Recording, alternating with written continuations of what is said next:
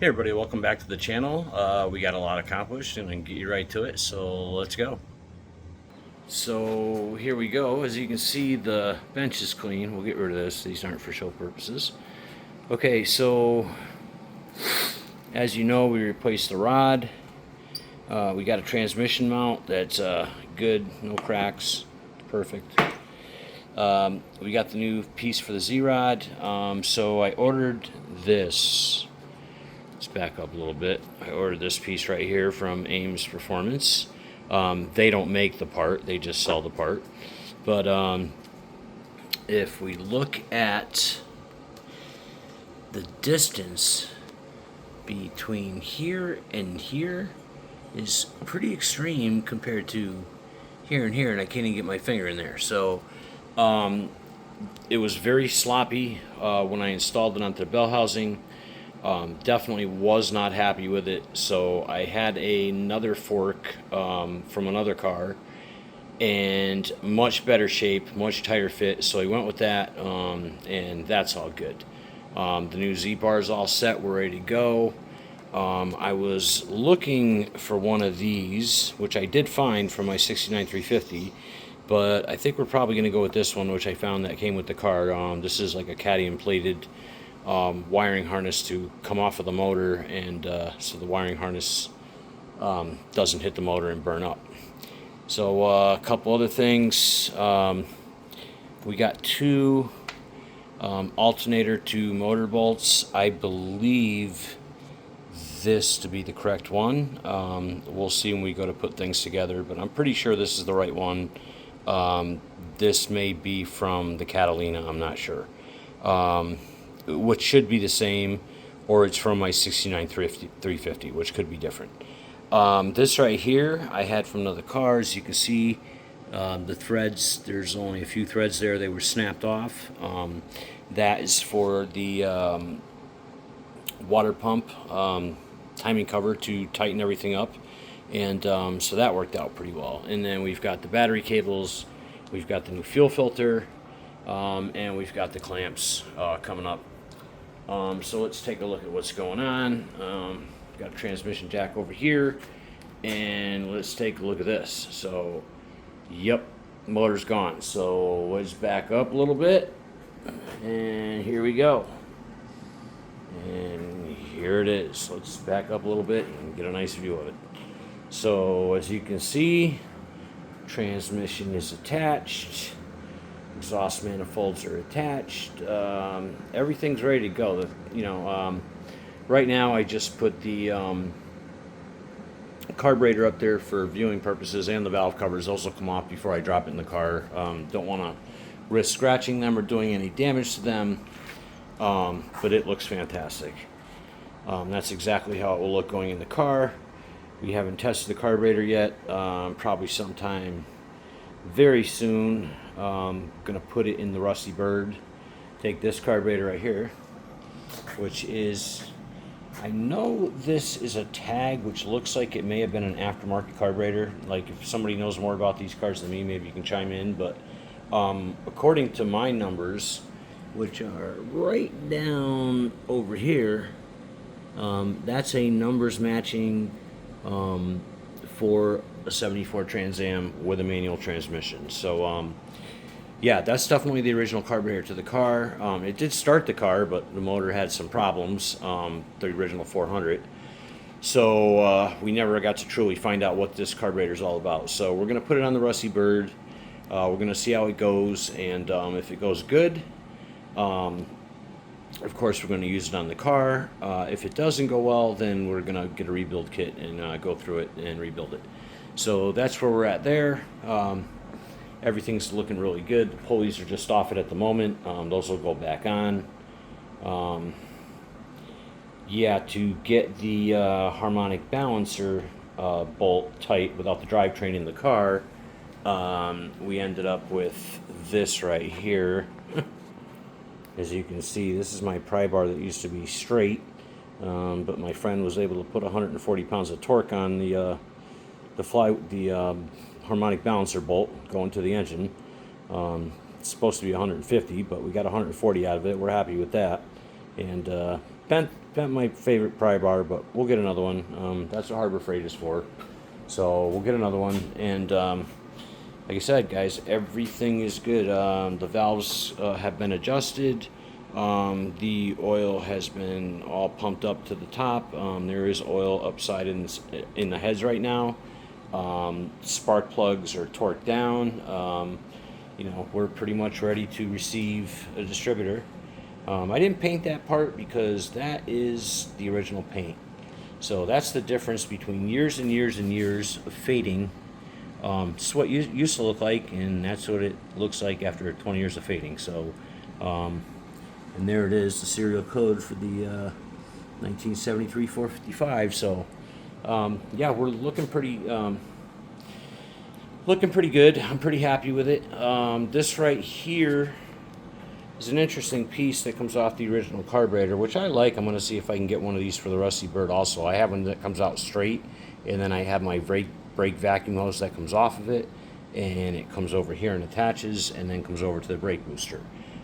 This I like a lot because it turns the corner. It picks up the brake booster vacuum line right here, which goes to right here, and then it's straight. It's a very clean setup, which I think Pontiac put a little thought into that. So I'm happy with that, and I'm hoping to find that part original for the Rusty Bird. Like I said, it's really cool. Couple parts I left on the carburetor. This is going to be unneeded. Not even sure what it's for. It's part of the emissions package. Like I said, I'm not sure. If you know more than me, then you can chime in and tell me what it is, but there's no need for it. There is my temperature sensor right there. The oil sensor is right down there. So we've got everything we need as far as sensors go. We did switch out, if you noticed before in the last video, I'm not sure, but I had a used fuel pump on it. I also had this one in stock, so I figured why not go with a brand new one. Here's this bolt that I was talking about, and this one was a little bit too long, so I had to go with a couple of washers, as you can see right there. But that pulls this intake towards the timing cover, and if you can see right there, this round, I'm going to try to point to it if I can. Right there, this round spot right here, there's a rubber O-ring that goes between this piece and this piece, and it's a tip and trick, but what happens is when you go to tighten down all these bolts here and all the way back and over here and here and all the way back, when you go to tighten those up, you have to leave them loose until you pull the intake towards the timing cover. Once this is tight, then you can tighten all these other bolts. Just a little Pontiac trivia for anybody who might be watching, and make it easy on yourself, and to make sure that this junction right here does not leak, because they have a habit of leaking. But if you do it the right way, like I said, you tighten this bolt down first, then you tighten down your intake bolts. So that's where we are there. Very happy with it. We're sitting at top dead center. You know, once I drop it in the car, there's still a lot of work to go. Starter,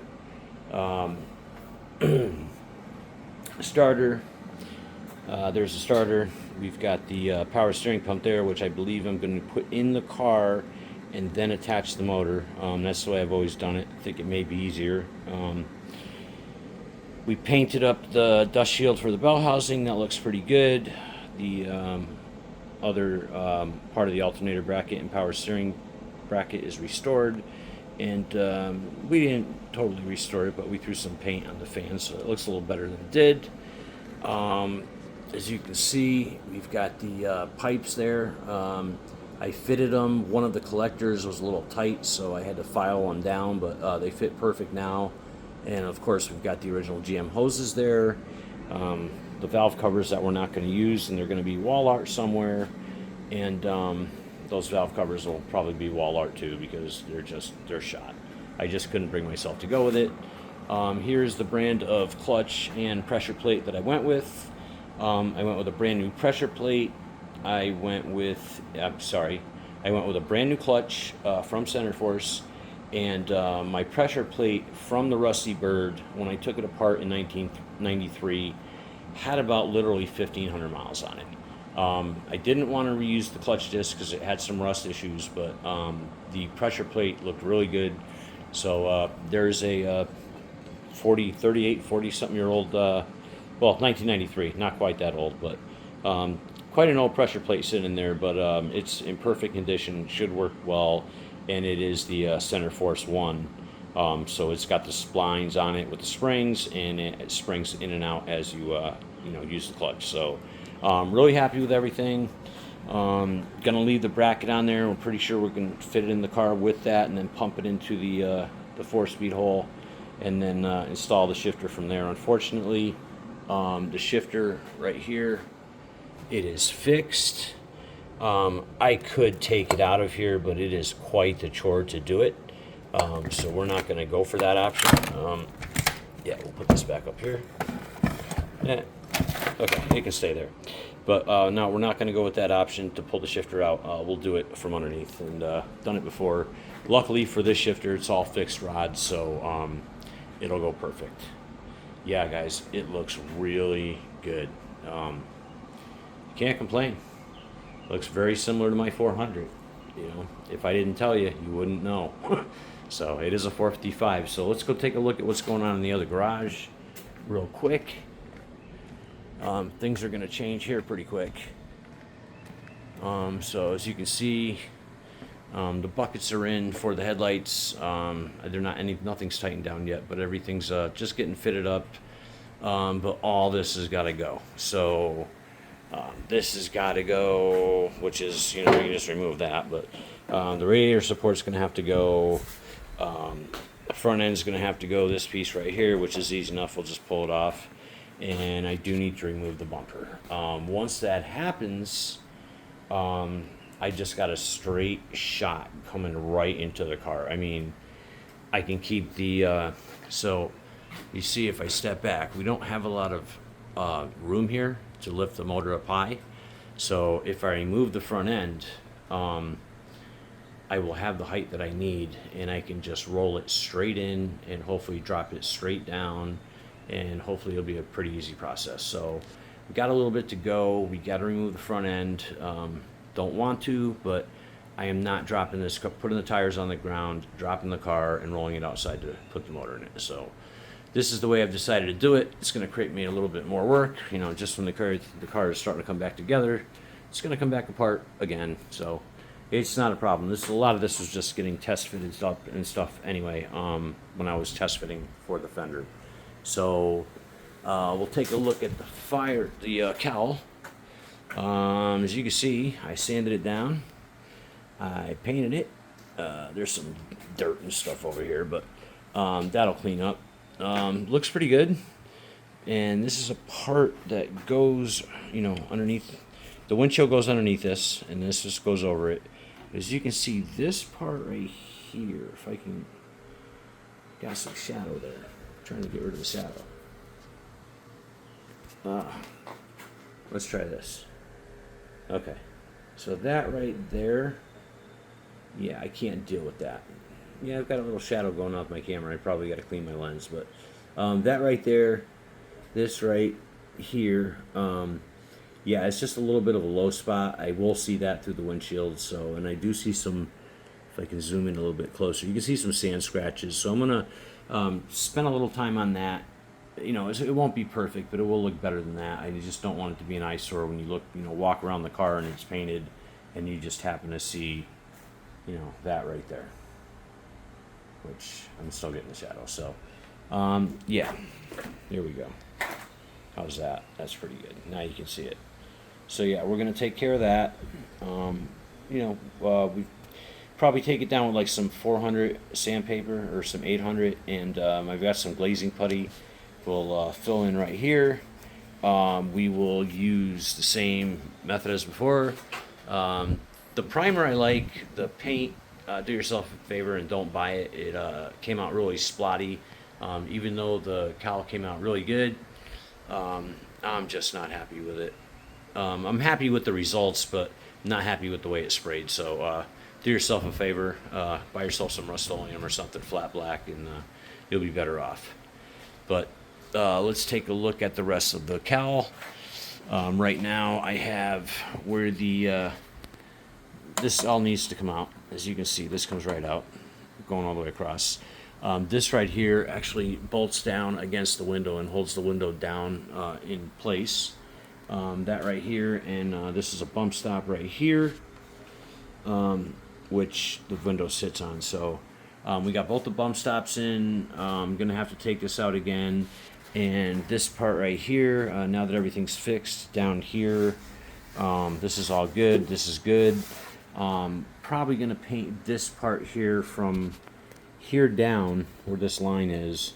Probably gonna paint this semi-gloss black to match the rest of what is underneath the hood. Although it's filthy right now, you know, when it cleans up, there's some really nice semi-gloss black underneath there. Yeah, so it needs to be cleaned up, but it'll all match when I open the hood. You know, the windshield comes down to here anyway, down to here. So here to here, you'll see semi-gloss, and it'll look good. So that's where we're at. A little bit longer than normal video, but we have much going on. Like I said, once we remove this front end, I'm ready to walk this motor in here. So probably be trying to get the front end off tonight. Hopefully maybe get the motor in the car tomorrow, and hopefully by the next time I update this channel, we're taking a shot right here, and we're looking down at that pretty 455 mounted in, and me starting to get the radiator in, hoses in, everything it needs to get attached to get this car to run and get the exhaust on it. So we're getting pretty close. Thanks for hanging out, and as I leave you, always, I believe the same way. I'm kidding. Pontiac Power Forever. Peace.